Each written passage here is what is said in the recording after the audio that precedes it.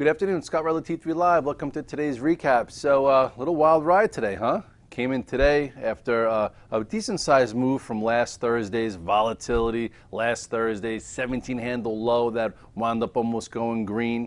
Then we had that inside day or inside up day Friday, and then yesterday was a big move. So, coming in today, I don't think the bulls should have been expecting too much. We're not in we shouldn't really be in this raging, roaring bull market, especially considering last week everyone I think was talking about a 10-15% correction. So today, I know for me, I was like, okay, a lot of stocks have had some decent moves. There's still some setups. There's still some things to do. But I'm going to be a little careful. What do I know? I know yesterday's high. I know the 2014 high. And I also know where the gap that starts from yesterday. Because remember, we had that gap up. And I was like, how we handle that gap up will give us some clues for speed. So, Janet Yellen starts speaking. She went over the risk, and then she threw that little curveball out there saying that some valuations are stretched in bios and in social media, and right away everyone starts crying and complaining. Who is she to say this? Who is she to say that? The Fed's mandate is this. It's not to watch the valuations of the stock market. Whatever it is, she said it. She can say whatever she wants. She's the Fed chairman. No one's going to take away her job for giving her opinion on top of everything else. But anyway, for me, I interpreted it. I wanted to see what this did to the market. How strong is the market? How weak is the market? And, I'll get into that after. First things first, I just want to give you the chart of the spiders, which is what we went over this morning. And, just look at this, guys. You want to look at past patterns and, talking about what's going to happen what's going to happen in the second half of the year. Are things going to change? Well, this was, your first 3-month base. Within this 3-month base is when lots of stocks absorbed, what was a pretty enormous move, right? Haven't we on a weekly basis, just going to the weekly chart in the past year or two, been in a tremendous, tremendous uptrend? So right here on the weekly is what took place after they shook the tree a little bit, into the 21-day, which actually, if you look at the weekly, the 21-day has been holding the entire time. Maybe a close below the 21-day or even the 50 would get some people more bearish. But for right now, you would take a close look, and you had, I remember, this area that looked a little wishy-washy. This is when I think Tepper got cautious, and this is when Raul Pacampora said 15-20%, and DeMark said the top is in. And then what happened? We had a inside to up day, which went from making us neutral negative to neutral, and then we broke above 1902 or 190, and that started this next move.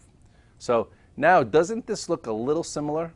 This intermediate chart, doesn't this look a little similar here to here?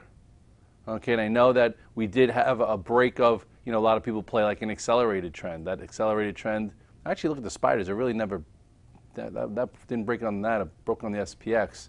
But anyway, here's that intermediate trend. So in order for a summer swoon, or in order for first move down to the 200-day, which we haven't seen in multiple months and maybe years, we're going to have to break and close below the 21-day, and that will be my indicator. Not what Janet Yellen said today, not what anyone says about valuations, but as long as we're above the 21-day, be opportunistic on the stock market. And then every now and then you get tradable moves like this for extra cash flow, tradable move above this for extra cash flow, and at some point, if we go inside a few more days and hold the 21-day, maybe we get another little breakout here, right? So the bears are pointing to the Russell and the bios because they've been weaker and they've been lagging all year. At times, when they get really pressured, yes, it raises some volatility. And I guess you look at the IWM right now, definitely a little faulty. Remember here is when everyone thought it was going to trigger the Head and Shoulders top pattern, which I also was in that camp. It looked as if it could happen. But what happened here? It held. And then what happened here? It broke this descending channel here. And then what happened here? It negated this right shoulder almost when it went above this. So that trend changed. Technically, look at that. Boom. And then what took place? You had a upper flag that broke. So this could have been your get out of Dodge right there when it broke the 8-day and then when it broke the 21-day and hovered below. And now, first time it got to the 50-day, it held.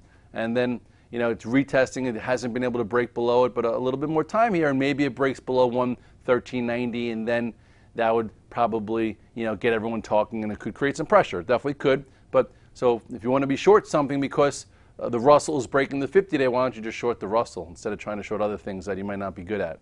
And then you have, the 200-day all the way over here, and just like over here, it played with the 200-day while other stocks did just fine. You know what? We'll see what happens there. The bios, what happened there today? Turned lower. Okay, we talked about the potential of this head and shoulders top pattern. Remember the left shoulder, this head, this right shoulder, pretty potent bar here. So if you were long the bios because they broke out above the 8 and 21-day right here, well, now it is pretty wishy-washy, and you probably shouldn't be long too many bios, especially if that's your thesis. So my thesis is stay with the trend or a new trend, or try to, or at least be positive if it stays above the 8 and 21-day. Breaks and closes below, maybe you get a little bit more neutral, and if you're good at shorting, short. Okay, if this were to break, this 250 area and the market comes in from this high to here, okay, that gives you a measured move down to probably somewhere around 248, and there you go. That's your short setup if you want a short setup. Okay, just because I'm not in this short setup doesn't mean you can't be in it. But those are the two weakest sectors.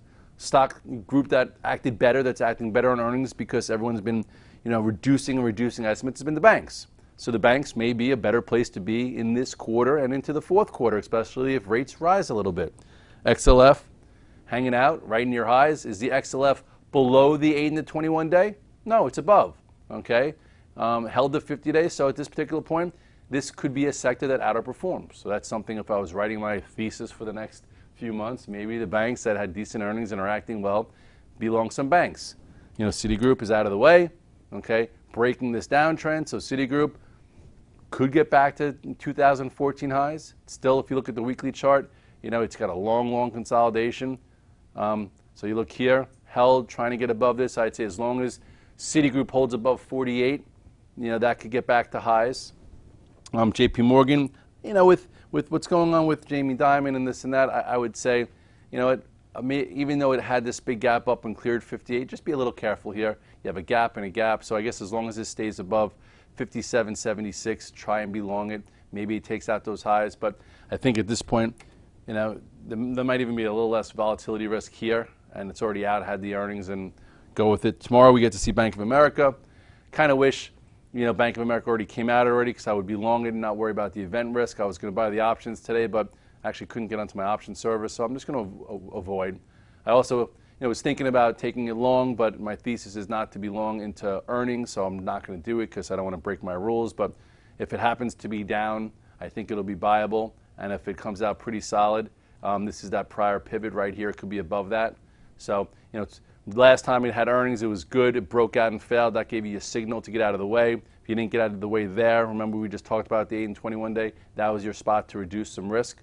Broke that trend, so if it did so, there, maybe you got long a little bit in here. And if you've been long it and you're going to be long for earnings because you've been long it ever since we started really talking about Bank of America back on Bloomberg right around here, then, you have a longer-term thesis, and I think you're fine. And I do still think that come 2015, somewhere in there, you could see a closer move to 20-ish. And at some point, I would think that rates have to go a little higher. So that would help, margin interest and all those kind of things that you hear the smart people talk about with the banks. As far as high beta tech, so I know yesterday we had a good trade in Netflix and in Tesla.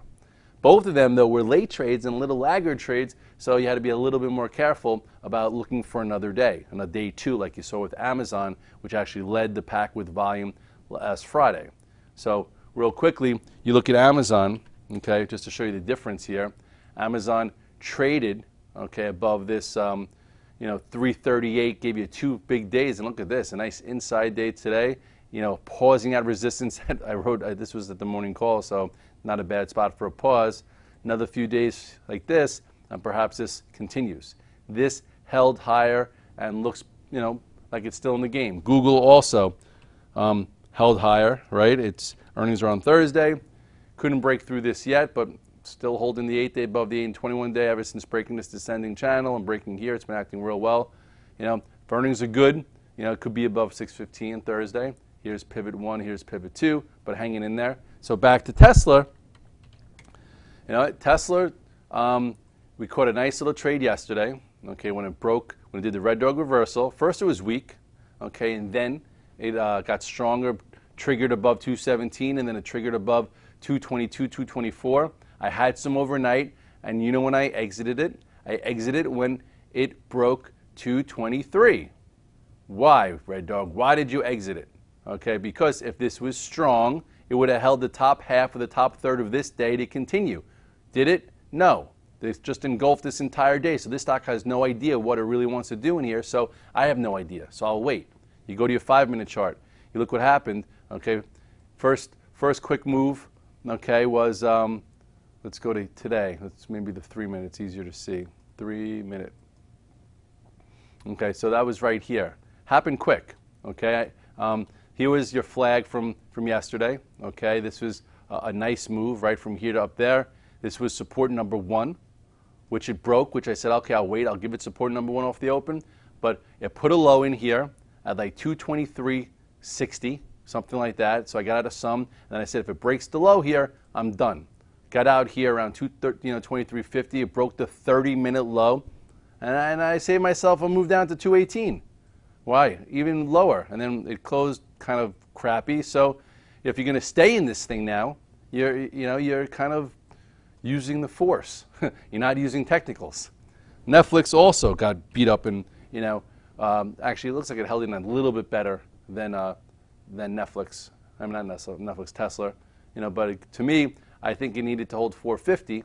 Otherwise, it got weaker, but it didn't hold 450. Went as low as actually 442 before coming back up. So maybe give this another day. This to me looks a little bit better than Tesla. So Tesla, that's on the C- list. This is on the B list.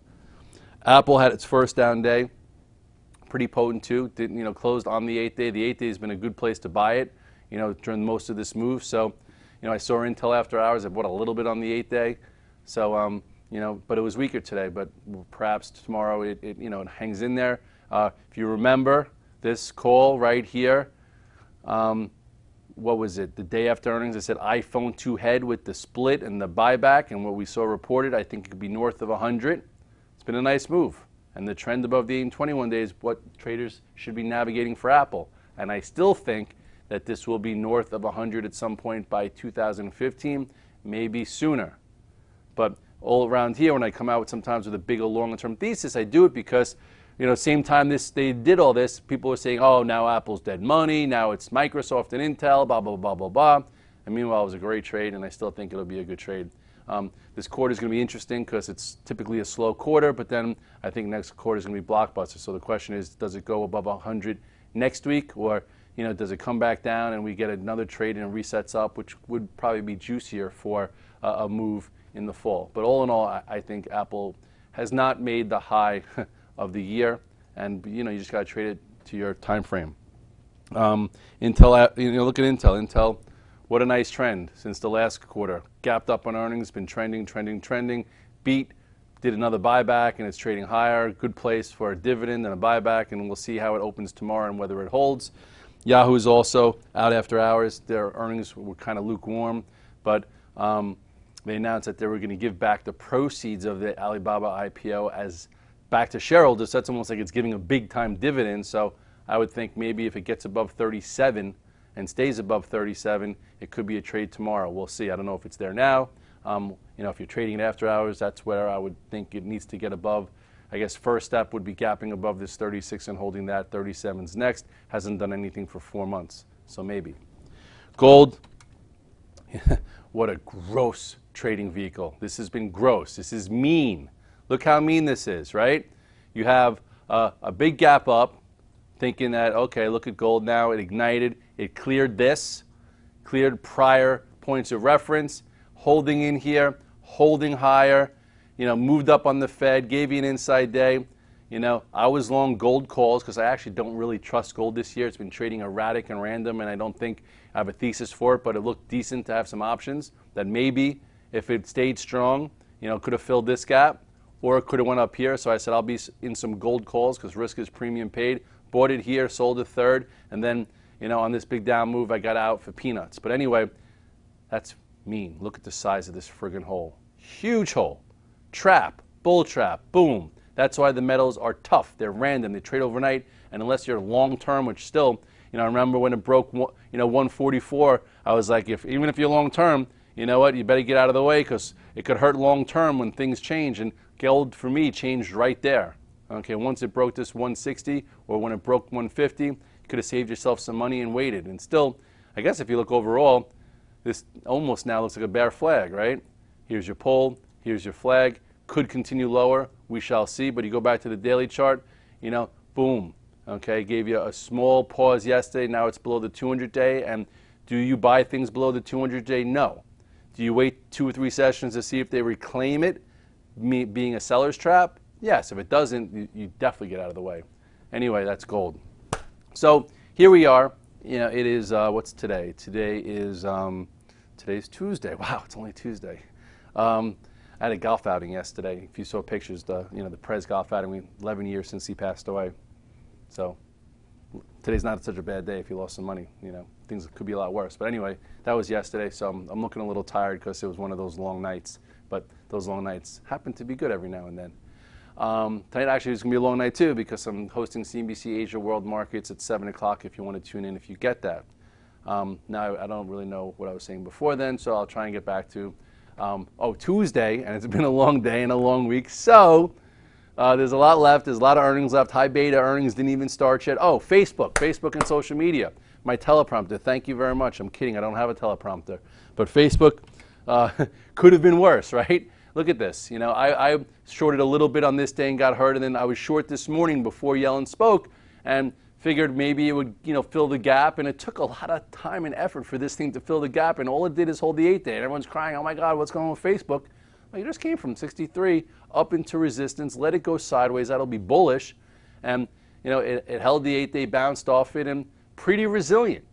So something, this Janet speech might tell you something. If every publication in the world is going to talk about how Janet Yellen says that social media valuations are stretched, and Facebook doesn't go down, and all these people trying to short it based on that, are in there. What happens when it breaks above 68.20? If it does, it goes higher. So don't be upset and rant or rave about our comments. Use it to your advantage and interpret the price action. Let's see what happened with Twitter. Twitter not as good. Twitter gave us a nice move. Okay, it was following this trend when it broke above 35 and off the charts. Now it came back, held the 50-day. And we'll see, I guess, what happens here. Tried to be strong. And I personally think I'd like to see it come in, get really tight. And I do think maybe I'll do an option play into earnings because I think their user base went up and whatever. That we'll cross that bridge when we get there. But ultimately, this is getting a little wishy-washy and still above this prior low. And I don't think it's worth, it's worth your time unless it starts getting back above 39. We'll see what happens. A lot of people were like, oh, you know what, we should be short every social media stock because it's going to be in every world newspaper, and it probably will be. So, okay. But, the obvious sometimes to me, is too obvious. I guess maybe I'm thinking too much into it, so I'm just not long or short any of these names. I'll revisit it tomorrow. A lot of people thought this was obvious, right? The LO merger. If you were playing it for a merger up here, look what happened there. Yeah, it was a merger, a take under. You got hurt. Okay, I never take stock into events like that. If anything, you should have had maybe some $70 calls if you thought it was going to be a $75 deal. So at least your risk was premium paid, not $7 to the downside. So just a lesson, write that down. If you were sitting in the stock here saying, oh, I don't think LO is going to go lower, what do you know? So not a lot to know or think you have to know about situations. The stock will tell you and your rules will help you navigate it. So at this particular point, what day did I say it was? Kidding. Tuesday. Tomorrow's another day. Hope all is well. Hope you're enjoying the summer, and I'll see you in the morning. Have a good night.